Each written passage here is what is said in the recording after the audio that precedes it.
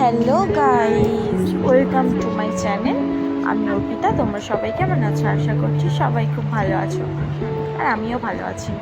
আমি সকাল সকাল রেডি হয়ে বেরিয়েছি, একটু যাচ্ছি পিসি বাড়িতে। ওখানে মেলা আছে, চড়কতলার মেলা।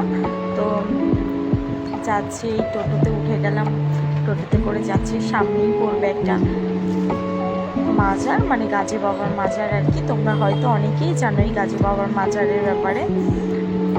বছরে একটা বার করে পুজো হয়, খুব আরে তুই চাইলে তোর লাগা মোর তো আমি রাজি রে, এই জগতের সবাই জানো তোরে ভালোবাসি।